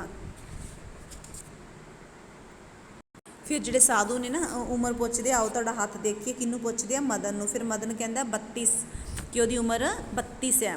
तो साधु हाँ तो 32वें वर्ष तुम्हें सिर पर चोट आनी चाहिए। तो फिर मदन चोट आई है महाराज। फिर वो कहता कि हाँ मैंने चोट आई है, इदा सीढ़ियों तो मैं गिर गया सी। साधु वो एक ही बात है, तुम्हारा कष्ट दूर होने वाला है ना। फिर साधु उन्होंने एवें बोल देंगे भी तेरा जो कष्ट है वो दूर होने वाला है, तेनों चोट आनी सीगी। वो कहता मैनू चोट आ चुकी है। फिर मदन बाबा जी दौरे विच कष्ट तो जरूर हुंदा साधु, थोड़ा ही समा रह गया, तेरा दौरे का समाप्त होने वाला है। अगों हथ नूं वेख के गंभीरता नाल सिर हिला के तुम्हें कहीं से गुप्त धन भी प्राप्त होना चाहिए। फिर जो साधु ये कहता भी तेनों कितों गुप्त धन भी प्राप्त होना चाहिए। मदन अजे तक कष्ट ही कष्ट ने। फिर मदन कहता हाले तो मैनू दुख ही दुख ने। तो साधु कहता महात्मा को नमस्कार करो, बड़े करनी वाले हैं, है ना। फिर वो कहता जोड़ा साधु है ना, वो कहता भी तू ना जो मोहनधारी बाबा इनू नमस्कार कर, बहुत ही करनी वाले आ, ये आपकी दृष्टि नाल ना तेनू तेरे ते कृपा करनगे। फिर की होंदा, मदन बैठा बैठा मोहनधारी वाल नमस्कार करता है। फिर मोहनधारी वालों मूँह मोड़ के साधु वाल कर लैंदा। मोहनधारी कुछ इशारा करता आपस दे विच। फिर राम प्यारी इस बच्चे ते दया करनी, बड़ा सीधा ते भोला है। इन्नी देर नूं किशोर अंदरों आके जिहड़ा अखबार वो चक लिया, क्योंकि अंदर गया हुंदा ना, उन्होंने ये हुंदा कि जिहड़े साधु ने ये दोनों हवालाती ने भज्जे हुए आ, हवालात दे मुलजिम ने भज्जे हुए, है ना। फिर किशोर कहता आ देखो, है ना, साधु बेटा साडे नाल इदां दा मजाक ना करो। किशोर ये पत्तेबाजियां मेरे नाल नहीं चलणगियां, ठीक है। फिर वो कहता मेरे नाल इदां दे जिहड़ा तां हैगा किशोर, वो कहता भी साधु एक्टिंग कर रहा, जो भी जिहड़े हवालात दे मुलजिम भज्जे हुए हैं वो शक कर लैंदा कि यह साधु ते मोहनधारी ही हो सकते हैं। साधु कहता साडे नाल इदां मजाक ना करो। हरीचंद बाबा ਇਹਦਾ दिमाग फिर मत्थे ते हथ नाल हथ करदा ते मारदा हथ ते भी ਇਹਦੀ ਤਾਂ अकल ही टिकाणी नहीं हैगी आपदे बच्चे दी, किशोर दी। ਵੀ ਮੇਰੇ ਬੱਚੇ ਦਾ ਜਿਹੜਾ ਦਿਮਾਗ ਹੈ ਨਾ ਅਕਲ ਟਿਕਾਣੀ ਨਹੀਂ ਹੈਗੀ। ਤਾਂ ਫਿਰ ਸਾਧੂ ਹੱਸਦਾ ਹੋਇਆ, ਕੋਈ ਬਾਤ ਨਹੀਂ, ਬੱਚਾ ਹੈ, ਚੰਚਲ ਬਿਰਤੀ ਹੈ ਇਸकी। ਤਾਂ ਫਿਰ ਕਿਸ਼ੋਰ, ਆ ਵੇਖੋ ਪਿਤਾ ਜੀ, ਹੈ ਨਾ, ਫਿਰ ਅਖਬਾਰ ਪੜ੍ਹਦਾ ਵੀ ਹਵਾਲਾਤੀ ਫਰਾਰ ਨੇ, ਕੱਦ 5 ਫੁੱਟ ਹੈ, 7 ਇੰਚ ਹੈ, ਰੰਗ ਗਦਵੀ ਹੈ ਨਾ, ਫਿਰ ਇਸ ਤਰੀਕੇ ਦੇ ਨਾਲ ਵੀ ਬਾएं ਘੁਟਨੇ ਪਰ ਫੋੜੇ ਕਾ ਦਾਗ ਹੈ। ਫਿਰ ਇਹ ਚੀਜ਼ਾਂ ਦੇ ਜਿਹੜੇ ਨਿਸ਼ਾਨ ਹੈ ਉਹ ਦਿਖਾਉਂਦਾ ਵੀ ਦੱਸਦਾ ਵੀ ਇੱਦਾਂ ਇੱਦਾਂ ਦਾ ਹੁਲੀਆ ਹੈ ਜਿਹੜੇ ਭੱਜੇ ਹੋਏ ਆ। ਠੀਕ ਹੈ, ਫਿਰ ਉਹ ਸਾਧੂ ਨੂੰ ਬਾਜੂ ਤੋਂ ਬਾਂਹ ਤੋਂ ਫੜ ਕੇ ਉਠਾਉਣ ਦੀ ਕੋਸ਼ਿਸ਼ ਕਰਦਾ। ਤਾਂ ਜਿਹੜਾ ਸਾਧੂ ਹੈ ਨਾ ਉਹ ਕਹਿੰਦਾ ਭਗਤ ਇਹ ਹਮਾਰਾ ਅਪਮਾਨ ਹੈ, ਵੀ ਇਹ ਤਾਂ ਸਾਡਾ ਤੂੰ ਅਪਮਾਨ ਕਰ ਰਿਹਾ, ਵੀ ਜਿਸ ਤਰੀਕੇ ਨਾਲ ਤੂੰ ਸਾਨੂੰ ਫੜ ਕੇ ਠਾ ਰਿਹਾ ਇਹ ਸਾਡਾ ਅਪਮਾਨ ਹੈ। ਫਿਰ ਹਰੀ ਚੰਦ ਬੜੇ ਗੁੱਸੇ 'ਚ ਤੇ ਕੜਕ ਕੇ ਬੋਲਦਾ ਕਿਸ਼ੋਰ ਨੂੰ ਬਹੁਤ ਹੋ ਗਿਆ। ਤਾਂ ਸਾਧੂ ਕੀ ਨਿੰਦਾ ਬੜਾ ਅਪਰਾਧ ਹੈ। ਫਿਰ ਸਾਧੂ ਕਹਿੰਦਾ ਜੇ ਤੁਸੀਂ ਸਾਧੂ ਦੀ ਨਿੰਦਾ ਕਰਦੇ ਹੋ, ਦੋਸ਼ ਲਗਾ ਰਹੇ ਹੋ ਨਾ, ਬਹੁਤ ਵੱਡਾ ਪਾਪ ਹੈ, ਅਪਰਾਧ ਹੈ, ਇਸ ਦਾ ਬੜਾ ਦੰਡ ਹੈ। ਗੁਰੂ ਮਹਾਰਾਜ कहते हैं संत का निंदक राज ते हीन, संत का निंदक दुखिया और दीन, संत का निंदक महा हत्यारा, संत का निंदक परमेश्वर मारा। फिर इस तरीके नाल यह श्लोक है जो कि यह सुखमणी साहब के पाठ में भी आता है। इदा इन्होंने जोड़े साधु वो ये चीज़ बोलते हैं भी जे संत की कदे भी निंदा नहीं करनी चाहिए, संत का संत की निंदा करने नाल ना राज नहीं मिलता, बंदा गरीब हो जाता है, दुखी हो जाता है ना, तो तुहानूं इदां निंदा नहीं करनी चाहिए। कौन बोलता है? साधु। फिर राम प्यारी बोलती हे राम, नाले वो डरदी हुई कंबदी है भी मेरा बेटा इदां क्यों कर रहा है। किशोर, ये साधु नहीं बीजी, कोई महापखंडी है। तो हरिचंद, किशोर बंद कर बक बक। तो साधु, पापी दुष्ट, राम प्यारी खिमा करो महाराज, शुदाई हो गया है। तो फिर वो माफ़ी कौन मंगती है? राम प्यारी, भी मेरा बेटा तो शुदाई हो गया, माफ़ कर दो। किशोर, तुसी सारे शुदाई हो गए हो, यह भगौड़ा मुजरम है। वो कहता भी ये तो भज्या होया एक मुजरम है। तो हरिचंद, जबान संभाल। फिर वो कहता जबान संभाल किशोर, जबान संभाल। तो साधु, कल्याण हो भगत, संत की महिमा कोई विरला जाने। फिर वो कहता भी हाँ भी आपके बेटे को डांट रहा सी ना, तो कहता तेरा कल्याण हो। हरिचंद को कहता भी तू जानदा है संत की महिमा। किशोर टिचकरी नाल, ये है संत की महिमा, पुलिस पछाणे ओए चलो थाने। फिर ना जो कहता ना संत की महिमा कोई विरला जाने, तो टिचकरी दे नाल टौंट दे नाल जिहड़ा किशोर है वो कहता कि तुहाडी महिमा तो पुलिस ही पछाणूगी, तुसी थाने चलो। तो फिर की हुंदा? साधु, नहीं जाएंगे थाने, हम कोई चोर है, अपराधी है। तो साधु कहता असी क्यों थाने जाइए, असी कोई चोर हाँ, कोई अपराधी हाँ। किशोर, नहीं जाएंगे, मैं पुलिस नूं इत्थे लियाउणा, भी जो तुसी नहीं जाते तो मैं पुलिस नूं इत्थे लेके आउणा। तो साधु, लाओ हम पुलिस को जानते हैं, पुलिस हमको जानती है। तो किशोर, हुणे तेरियां शेखियां निकल जाणगियां सारियां।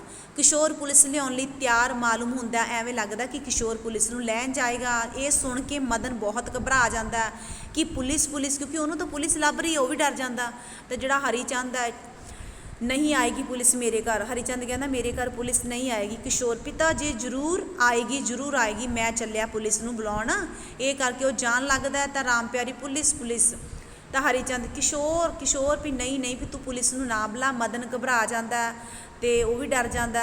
तो जिहड़ा किशोर उत्थों जदों चला जाता तो मदन बहुत घबराहट विच आदी मासी ते मासड़ नूं बुलाउंदा कि मैं तो चलिया, फिर भी जो पुलिस इत्थे आऊगी मैं जाना। साधु जोर नाल मदन नूं पकड़ लैंदा है ते सज्जे हत्थ नाल ओहदी पट्टी अगे हो के खोल दिंदा है ते दाग नूं वेखदा। जदों वो घबरा जांदा ना मदन भी हुण तां किशोर पुलिस नूं लैण जा रहा भी मैं नहीं इत्थे रुकदा, मैं इत्थों जाना। जदों जान लगदा मदन तां साधु उसनूं फड़ के उहदे मत्थे वाली पट्टी खोल दिंदा ते उहदा दाग देख लैंदा जो मत्थे ते लग्गिया। साधु, हुण कित्थे जाना है बच्चू? मोहनधारी नूं। इंस्पैक्टर साहब, यह शनाख्ती दाग मत्थे उत्ते मदन 100 दिन चोर दा ते 1 दिन साध दा। इस तरीके नाल फिर जिहड़ा हैगा वो साधु ते इंस्पैक्टर उसनूं फड़ लैंदे आ ते यह बोलदे आ कि सारे जिहड़े निशान ने इहदे नाल मिलदे आ। मदन जिहड़ा नट्ठन की बेकार कोशिश करता पर वह साधु ने उसनूं पकड़ लिया, बिल्कुल घुट के वह उहनूं भज्जन नहीं दे रहा। तो जिहड़ा मोहनधारी फुरती नाल झोले विचों रिवाल्वर ताण के खबरदार हिलो मत, दूजे हाथ नाल अपनी नकली दाड़ी ला के सुट दिंदा है। इंस्पैक्टर दीप चंद ते हवालदार जाने ना पे मुलजम। ठीक है। तो फिर की कहंदा हो, ਜਿਹੜਾ ਹੈਗਾ ਮੋਨਤਾਰੀ ਆਪਣੇ ਝੋਲੇ ਵਿੱਚੋਂ ਜਿਹੜਾ ਹੈਗਾ ਪਿਸਤੌਲ ਕੱਢ ਕੇ ਕਹਿੰਦਾ ਖਬਰਦਾਰ ਤੂੰ ਇੱਥੋਂ ਜਾ ਨਹੀਂ ਸਕਦਾ, ਹਿੱਲਣਾ ਨਹੀਂ ਹੈਗਾ, ਕਿਉਂਕਿ ਉਹ ਇੰਸਪੈਕਟਰ ਹੈ, ਉਹਦਾ ਨਾਮ ਦੀਪ ਚੰਦ ਆ। ਤਾਂ ਫਿਰ ਮਦਨ ਕਰਾ ਕੇ ਹਾਏ ਰੱਬਾ ਮੈਂ ਮਾਰਿਆ ਗਿਆ, ਤੇ ਜਿਹੜਾ ਮਦਨ ਉਹ ਡਰ ਜਾਂਦਾ, ਦੁਖੀ ਹੋ ਕੇ ਚੀਕਦਾ ਕਿ ਮੈਂ ਮਾਰਿਆ ਗਿਆ, ਤੇ ਇਕਾਂਗੀ ਦਾ ਪਰਦਾ ਨੀਚੇ ਗਿਰ ਜਾਂਦਾ। ਜਿਹੜੀ ਹੁਣ ਆਪਣੀ ਜੋ ਇਕਾਂਗੀ ਉਹ ਫਿਨਿਸ਼ ਹੋ ਚੁੱਕੀ ਹੈ, ਜੋ ਕਿ ਤੁਹਾਡੀ ਜੀ ਹਾਫ ਕਰਵਾਈ ਸੀ ਮੈਂ ਉਹ ਵੀ ਤੁਹਾਨੂੰ ਐਕਸਪਲੇਨ ਕਰ ਚੁੱਕੀ ਹਾਂ, ਤੇ ਜਿਹੜੀ ਰਹਿ ਗਈ ਸੀ ਤੁਹਾਨੂੰ ਮੈਂ ਉਹ ਵੀ ਸਮਝਾ ਚੁੱਕੀ ਹਾਂ। ਉਮੀਦ ਹੈ ਕਿ ਤੁਹਾਨੂੰ ਜਿਹੜੀ ਇਹ ਵਾਲੀ ਇਕਾਂਗੀ ਹੈ ਸਮਝ ਆ ਚੁੱਕੀ ਹੋਏਗੀ, ਇਕਾਂਗੀ ਦੇ ਵਿੱਚ ਜੋ ਵੀ ਕਰਵਾਇਆ। ਸੋ ਇਸ ਇਕਾਂਗੀ ਦੇ ਵਿੱਚ ਸਾਨੂੰ ਇਕਾਂਗੀਕਾਰ ਕੀ ਦੱਸਣਾ ਚਾਹੁੰਦਾ, ਇਹਦੇ ਵਿੱਚ ਜੋ ਵਹਿਮ ਭਰਮ ਹੈ ਉਹਦੇ ਬਾਰੇ ਵੀ ਦੱਸਿਆ ਗਿਆ ਹੈ ਨਾ। ਤੇ ਇਹਦੇ ਵਿੱਚ ਜਿਹੜਾ ਇਕਾਂਗੀਕਾਰ ਨੇ, ਜਿਹੜੇ ਭ੍ਰਿਸ਼ਟ ਲੋਕ ਨੇ, ਉਹਨਾਂ ਦੇ ਕਿਰਦਾਰ ਵੀ ਸਾਡੇ ਸਾਹਮਣੇ ਪੇਸ਼ ਕੀਤੇ ਆ। ਤੇ ਪੁਲਿਸ ਦੀ ਜਿਹੜੀ ਸਫਲ ਕਾਰਗੁਜ਼ਾਰੀ ਹੈ ਕਿ ਪੁਲਿਸ ਨੇ ਜਿਹੜਾ ਆਪਦਾ ਮਿਸ਼ਨ ਕੀਤਾ ਸੀਗਾ ਵੀ ਅਸੀਂ ਉਹਨੂੰ ਫੜਨਾ, ਕਿਸ ਤਰੀਕੇ ਨਾਲ ਫੜਨਾ, ਉਹਦੇ ਵਿੱਚ ਵੀ ਉਹ ਸਫਲ ਹੋ ਜਾਂਦੇ ਆ। ਤੇ ਜਿਹੜੇ ਲੋਕ ਪੈਸਿਆਂ ਦੇ ਹੇਰਾਫੇਰੀ ਦੇ ਕੰਮ ਦੇ ਵਿੱਚ ਫਸ ਜਾਂਦੇ ਆ, ਉਹਦੇ ਬਾਰੇ ਕੌਣ ਫਸਿਆ ਹੋਇਆ ਹੈਗਾ, ਰਾਮ ਪਿਆਰੀ ਦਾ ਭਣੇਵਾਂ ਮਦਨ ਹੈ ਨਾ, ਉਹ ਪੁਲਿਸ ਤੋਂ ਕਿਸ ਤਰੀਕੇ ਨਾਲ ਲੁਕਦਾ ਹੈ। ਇਹ ਸਾਰੀਆਂ ਚੀਜ਼ਾਂ ਦੱਸੀਆਂ ਗਈਆਂ। ਹਰੀ ਚੰਦ ਜੋ ਕਿ ਪਹਿਲਾਂ ਹੀ ਬਿਮਾਰ ਤੇ ਪਰੇਸ਼ਾਨ ਹੈ, ਮਦਨ ਲਾਲ ਨੂੰ ਪਨਾਹ ਦੇਣ ਨੂੰ ਵੀ ਇੱਕ ਮੁਸੀਬਤ ਸਮਝਦਾ। ਦੂਜੇ ਪਾਸੇ ਹਰੀ ਚੰਦ ਦਾ ਜਿਹੜਾ ਪੁੱਤਰ ਕਿਸ਼ੋਰ ਹੈ ਉਹ ਸਰਕਾਰੀ ਹੈਗਾ, ਸਰਕਾਰੀ ਜੌਬ 'ਤੇ ਆ, ਅਤੇ ਵਹਿਮ ਭਰਮ ਦੇ ਵਿਰੁੱਧ ਹੈ।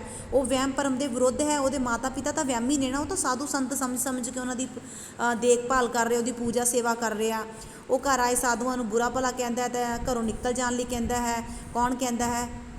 ਕਿਸ਼ੋਰ, ਕਿਉਂਕਿ ਉਹ ਵਹਿਮ ਭਰਮ ਦੇ ਵਿਰੁੱਧ ਹੈ, ਪਰ ਉਹਦੇ ਮਾਤਾ ਪਿਤਾ ਵਹਿਮ ਕਰਦੇ ਆ, ਉਹਨੂੰ ਬੁਰਾ ਭਲਾ ਕਹਿੰਦੇ ਆ ਕਿ ਤੂੰ ਸਾਧੂ ਸੰਤਾਂ ਨੂੰ ਐਵੇਂ ਨਹੀਂ ਬੋਲਣਾ। ਤਾਂ ਜਦੋਂ ਉਹ ਬੁਰਾ ਭਲਾ ਕਹਿੰਦੇ ਆ ਤੇ ਘਰੋਂ ਨਿਕਲ ਜਾਣ ਲਈ ਕਹਿੰਦਾ ਹੈ। ਕੌਣ ਕਹਿੰਦਾ? ਕਿਸ਼ੋਰ। ਅਸਲੀਅਤ ਵਿੱਚ ਇਹ ਸਾਧੂ ਪੁਲਿਸ ਜਿਹੜੇ ਮੁਲਾਜ਼ਮ ਹਨ ਅਤੇ ਮਦਨ ਲਾਲ ਨੂੰ ਫੜਨ ਲਈ ਹੀ ਸਾਰਾ ਨਾਟਕ ਰਚਦੇ ਹਨ।